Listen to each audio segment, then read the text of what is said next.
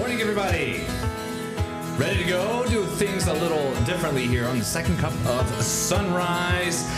I'm Brennan Summers. James is out today, and we're going to bring in a guest co-host. And I just want to lead up to this because it's funny and interesting of just how this came in. So show him to you now. So this is Josh Durso. Does a little bit of everything in the area from Webster to the Finger Lakes, and we'll get into that. Josh and I first met through Twitter. Whenever I moved here, whenever someone comes in, works in the media business, you follow everyone, and just to see what they're up to and doing. And then it turned into either I did it or you did it if some story was going on in the Finger Lakes because you're part of Finger Lakes 1, or if there was any news lead. It was just like, hey, great story or video, or you say the same thing, and then it was turned into, hey, did you guys hear anything about this, or what's going on, or this is like crazy. And then the conversation just kept going, and then it turned into more of friendship of, hey, you golf, you run, and then talk about anything and everything. Yeah, it's kind of remarkable actually, because it's been a bunch of years now too. I know. How long have you been in Rochester? So 2017, coming up on 8. Yeah. It'll be 8 in October. Yeah. It's incredible. And obviously the running thing, I think, was probably the one that really got us talking about non-work things, right? Yeah. But it's been a really interesting, I always say, like, that was Twitter in its glory days. Like, you could meet people. It was like, for journalists and reporters especially, it was like really great kind of like marketing networking tool. Mm-hmm. And obviously it's not quite as much of that now. But yeah, that's the origin story. I know. Strange. I know. Literally, so just after 9 o'clock, met for the first time in person 15-20 minutes ago. Yeah. It was wild. And when we were on Sunrise this morning, I was telling people, I said, we're going to be doing the podcast because James is out. He's got his 2-year-old's birthday, so celebrating with all that.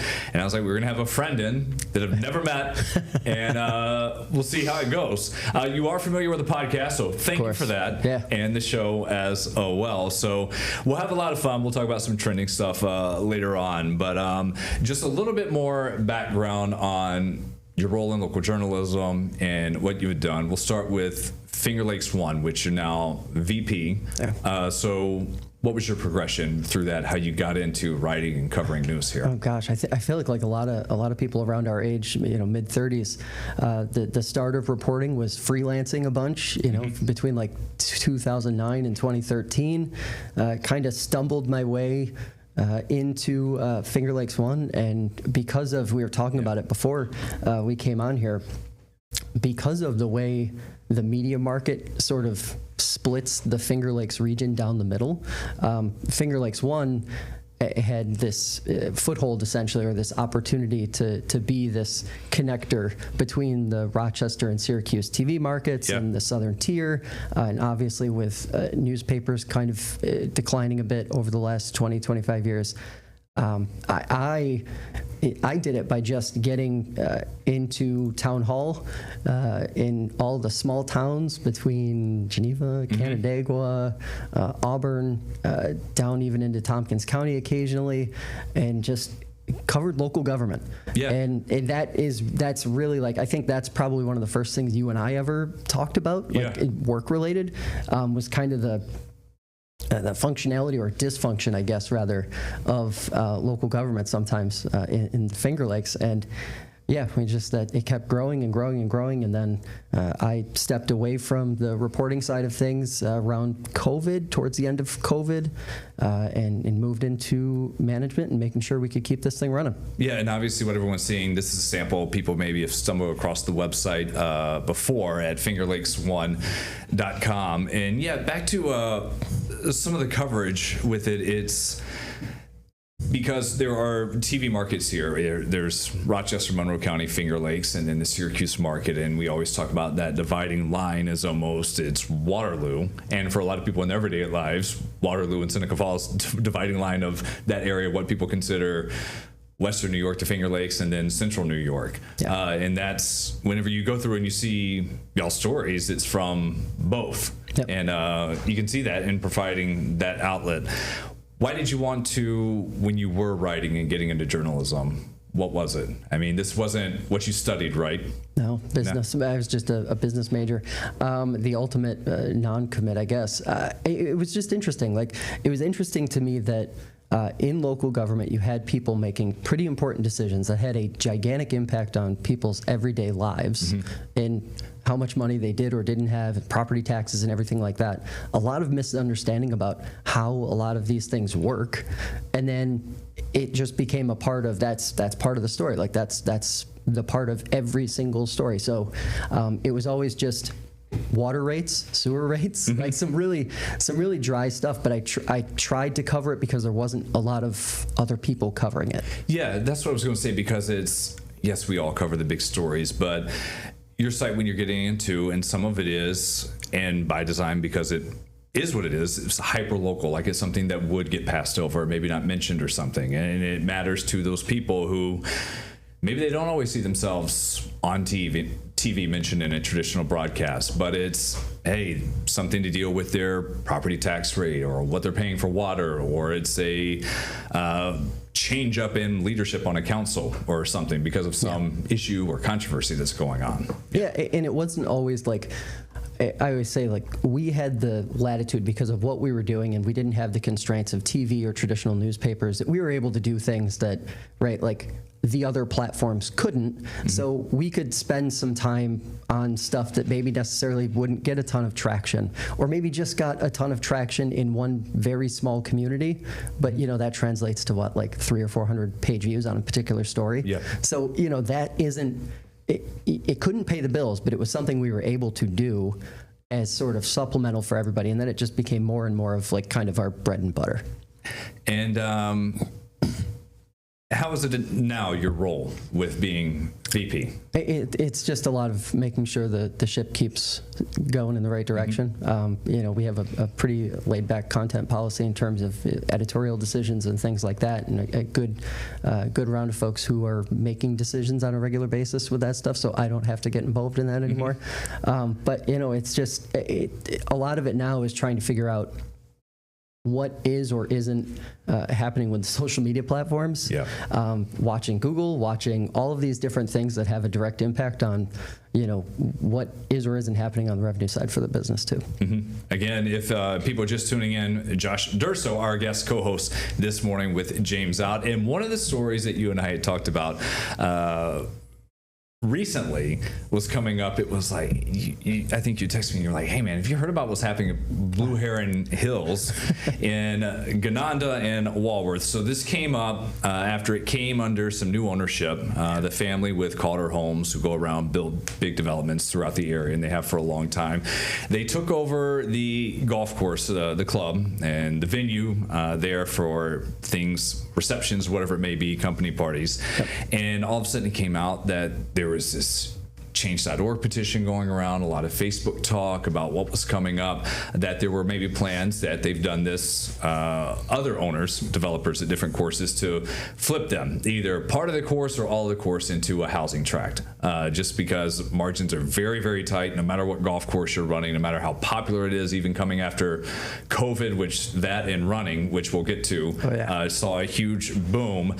As far as we know right now, these owners, and from our report, from your reporting of what you've seen on this, there's still been no formal application put in of what it's going to look like, but there is this Windward Homes Lake Project website that went live that had a sample blueprint of half the course, 9 holes coming up, of what they wanted to do to flip it into homes. The town of Walworth, it became such a big deal with the outrage and the backlash over it. There was a preemptive post saying, FYI everyone, essentially, the Windward Homes project, nothing's been formally submitted, hasn't been up there. And when we had heard from the owners, they wanted to say it's not going to come for a couple of months. Yeah. But that, by all accounts, appears that it's going to be in the works, because there was a notice that had gone out to members saying, hey, it's going to at least go from 18 to 9 in a short time. You've played there many times before, right? Actually, it's up until this year, I suppose, my favorite golf course, literally in the entire region, that and Greystone. It's I understand. I think everybody who understands the golf business and understands the housing shortage that we have, it's understandable why this is happening.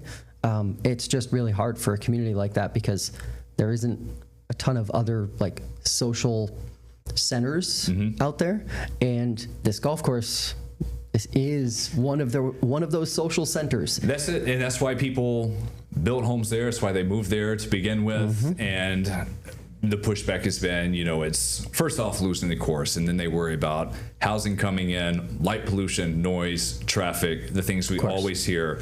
So this has been tabled for the time being because it hasn't come up for a formal discussion with the planning board. So we'll see what happens. This was one course that I played when I moved here in 2017 all the time. It was like weekly on Friday. I went and played. It was I'm not great at golf, but I played all through high school. That was competitively then, and play as much as I can now. And this was people have been out there. It's a shooter's course. It's not like you just go out there and bomb it. It's pinpoint, tight, angles, good. It's actually, it had hosted the Rochester Mid-Am qualifier. So the state Mid-Am qualifier had actually been held at Blue Heron as recently as 3 years ago. I played in it, and it was a regular site for it because it was one of the quintessential Rochester area golf courses. Yeah, and these are one of the ones where throughout the years they brought in some of the legends of the game. I believe it was Nicholas was there before for different events. Greg Norman may have been on that list too for different exhibitions that came in. Which is wild whenever you think of in Gananda and Walworth that all of a sudden some of these the goats of the game had stopped by at some point and played that same course that we did. Yeah, and the name is escaping me right now, of course, but there's the place out in Gorham, south of Canandaigua, that also closed. It's probably been like 6 or 7 years now, but that was another course that had a lot of lore in the golf world, and it's a testament to how challenging it is to make it work, especially when you own a piece of property and all of a sudden people start flashing big dollars in front of you. Did you ever work at a golf course? I have. I played a lot. Yeah. I worked in a clubhouse in my hometown course, and it eventually went away. Some new owners came in. They were going to focus on Mardi Gras ball, which was big there, proms, homecoming, things like that. And when that one finally closed, and so I was in my 30s, it happened the last 2 years, and I just thought I probably played 1,000 rounds there growing up. Every shot you could have, every miss you could have. And again, understand the business, especially whenever I worked in the pro shop and I knew how much they were spending. And I mean, we were small town, so getting people out there would be nothing like the numbers that some of the courses would have here. What was your job? Was it carts? Pro shop. I still occasionally fill in every now and then just to knock the dust off and feel it again. Yeah.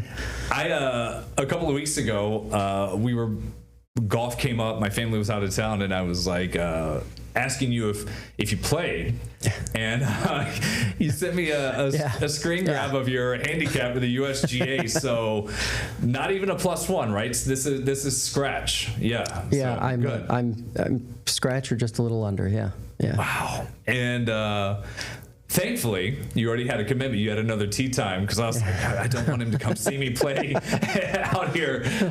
Which there's no judgment, but like the pressure, I was like, he's gonna be bombing it, and it just sounds so different when someone like that plays. So, when did you pick up the game? I was like 3 years old. Yeah. Yeah, I was like 3 years old. I started playing in my grandfather's backyard with a cut down wooden taped up golf club. And I just started whacking around. There was at the time, back in the mid 90s, there was an executive course, a little short par 3 course out in Seneca Falls, connected to the Cairo College. And I learned the game there. And for like the first 5-6 years, I played actual golf. I just played there. And that eventually grew into playing, real actual golf courses and high school and all that stuff. And yeah. When did you get to where you are now with your game? It was after college. It was after high school. I didn't touch a golf club for like 2 years because I was just burned out. I just didn't enjoy golf anymore. And then within a couple years of picking it back up in my like early to mid 20s, that was when it the switch flipped. I always say like my brain finally, like, I stopped doing all the stupid things that ballooned my scores. Yeah. And, all of a sudden, like, everything came into focus more. It was easier to score. Man. And and you got to play a lot. Like, that's the thing. I always tell people, like, if you're only playing once a week, you're not going to get better. Just go out and enjoy yourself. And that's it. And the thing with golf too is, like, as you get better, the harder it is to get better. Yeah. Like, it's easy for, I know a lot of people go out and they're like, I don't want to be in the Century Club. I don't want to shoot 100 on 18 holes. Mm-hmm. But that jump from 100 to bogey golf, where you're shooting 90 or so, is much easier than going from when I was in high school and playing a lot. And right now I'm like, I can go out 88, 90. Yeah. But taking that jump to go to 84, 83 is much harder. Yes. Yeah. And I always tell people too, like, I think, especially since COVID, there are so many more high handicap golfers playing now than logging rounds than ever before. Work to get to be like someone who can go out and shoot like 87 to 95. Yeah. You'll just have fun, because once you start scraping a little bit lower than that, all of a sudden you start thinking about things that you never did. All of a sudden you start, like, setting goals for yourself that maybe they aren't realistic with how much you play. And, just that way there it stays fun all the time. It is crazy now. Booking, like, tee times, it used to be you could do day before or morning of. And now it's just about every course. You're like 2 weeks or so, like, to have your time versus just finding a time to go out and play. And some of these rounds, like when we played Durand, which was my first time playing out there, it wasn't even the fall, but I had always heard, hey, it can take a long time. When we went out there, I was like, it's not that packed. It was a Friday afternoon, but it was 5 hours playing. Oh, yeah. And whenever I go to Eagle Vale and Pinfield, which they put as many golfers as they can, it seems, out every day. I'm like, these are not 4-hour rounds. And it's not because the golf might be bad. It's just because it became so popular coming out of the pandemic. Yeah. There's 7 minutes between tee times at most places. And you think about, like, how long it takes the pros are like 13, 15 minutes between their tee times. Yeah. Like, you think about how long it takes somebody who's going out and shooting 125, 130 over 18 holes, how long it takes them to play one hole. It's not 7 or 8 minutes. No, it is not. Golf is one thing we have in common. Also, running. There was a big boom coming out of COVID. I know a lot of people here got into that as well. We're going to talk a little bit about that and some other stories coming up here in just a bit. Second Cup of Sunrise.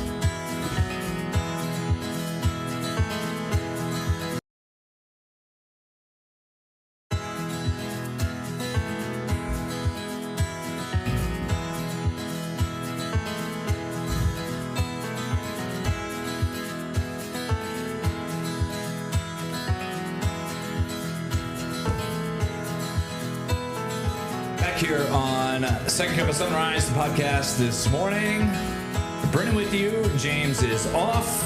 And we are back with our first guest co-host a month and a half into this, Josh Durso, who, what title would we give you for all-encompassing?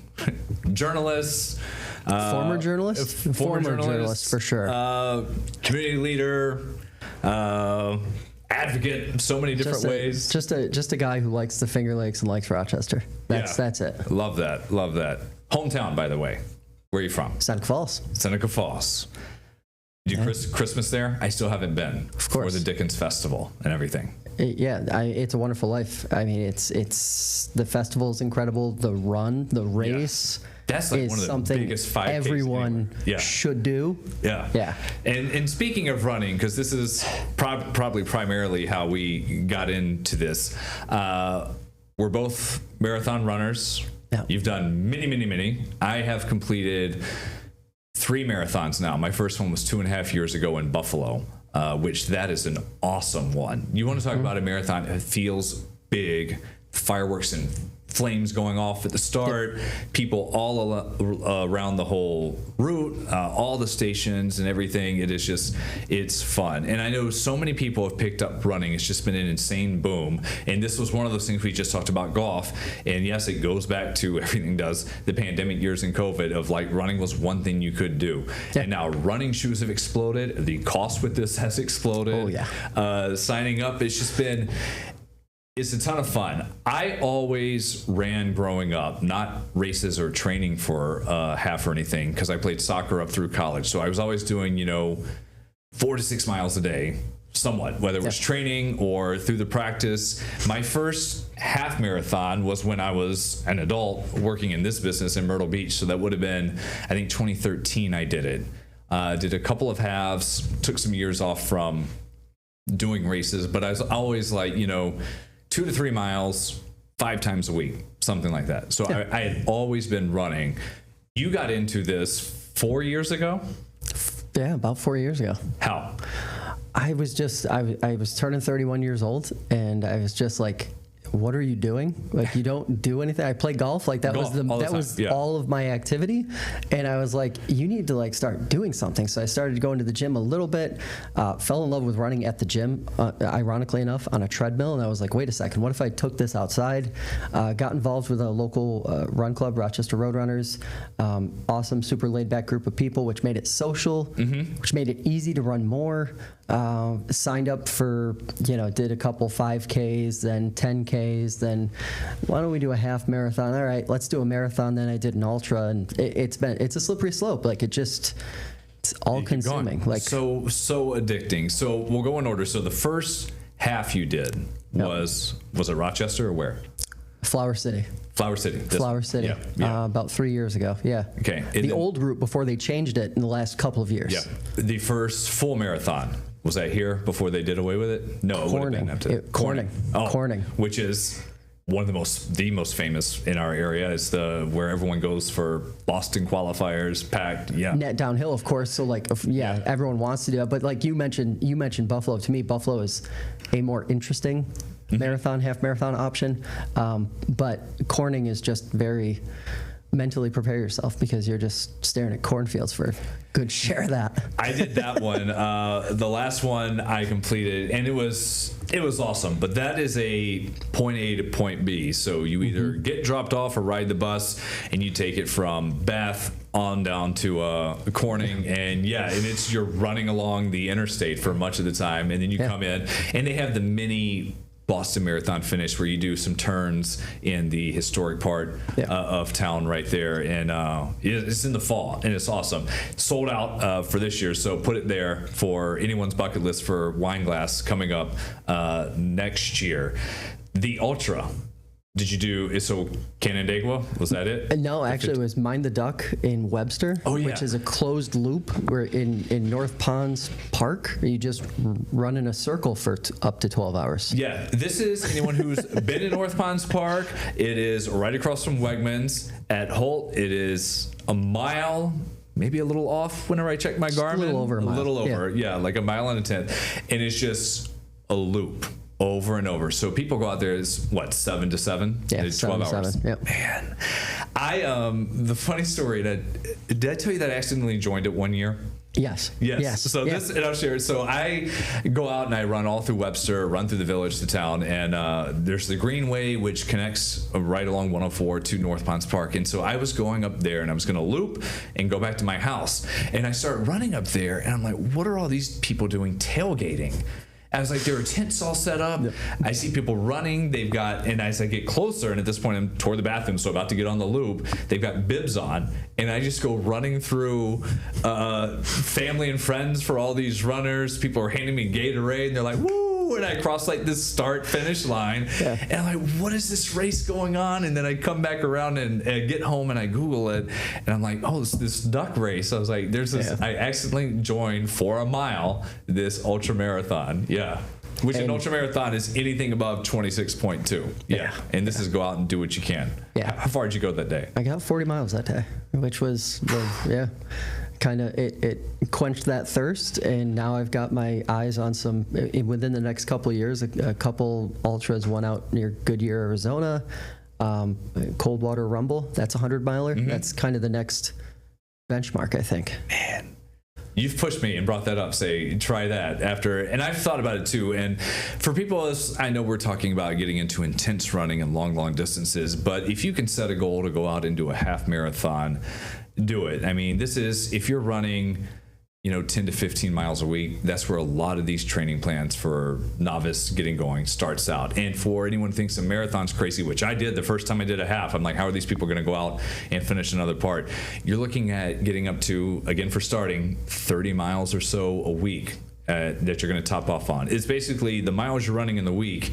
Can you cram that into one day when you're done with your training schedule? And you can. And it's a blast to go do it. Yeah. And people, I think a lot of people who get into running think that they're going to have to do a lot of like long runs during their training block to like, that's just not, it just isn't true. Like, there might be 3 or 4 of them out of 16, 20 weeks. Yeah. And it's just the benefit of just getting out there and seeing everyone else, especially in like races, you don't have to go all out for a race, whether it's a 5K, a 10K, or whatever else. Like, just go out and enjoy it, see your community in a different way. And it's a fun way to get into running where, you know, the stakes aren't like, it's not quite as monotonous as just going out for a run any day of the week, you know? It is a blast. And we keep saying we're going to go run together. And we're going to do that because who knew that we would host a podcast together? Josh, thank you for being in today. Hey, thanks for having me. Awesome, awesome. That does it for us. We will see you, or I will. Not going to make you be in studio for the noon show. We'll